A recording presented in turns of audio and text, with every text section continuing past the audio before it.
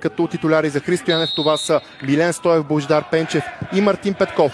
Докато за Златомир Загорчич, Лазар Марин, Левин Тумба водени иска топката. Тя в крайна сметка стигна до Владислав Найденов. Извеждаш пас към Мартин Петков. Може ли това да е 1-0? Точно така. Но има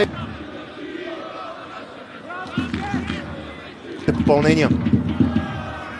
Много хубаво центриране сега на Даниел Генов. Може ли да има втори гол? Организира опасна атака. Позабавиха се малко тук гостите. Удар сега към вратата и спасяване на Тумба.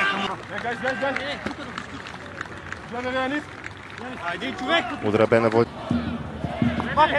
Подаване към близката града и гол за Ботев Враца 2-0. Всички тези фенове, които гледаме, са дошли тук с надежда техния отбор да спечели.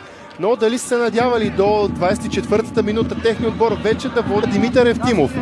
И от Ботев трябва да са доволни, че се разминаха, но това е само към момента. Защото Славия получи една добра възможност и бялата точка е посочена. Разгледа.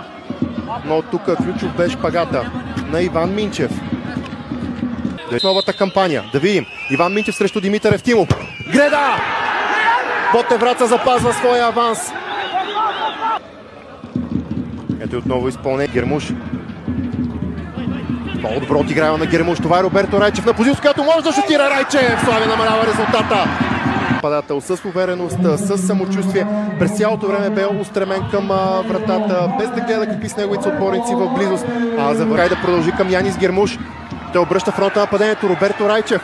Сценарий, който прилича на този от първия гол на Славия от преди малко. Още и удар на Райчев! 2-2. Картина.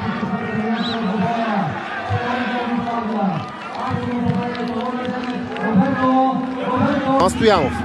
Мартин Петков. Владислав Найденов е опция. Точно към него е подаването. Центриране сега. Мартин Петков удар. Левин Тумба спасява.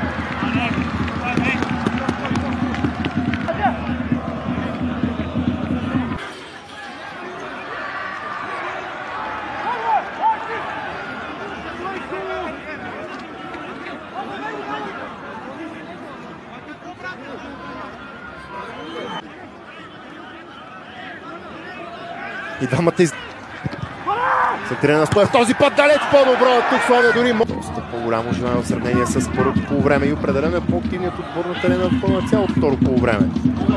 Дали няма и да поведе. Удар сега на Досов страни. Кристиян Стоянов изключително активен през последните минути. А сега превземе и доста терен с топка в кръка града. Страхотен удар. Вече има 2 гола с екипа на Славия. Но нищо не е приключил. Кристиян Балов може да вкара първия си гол!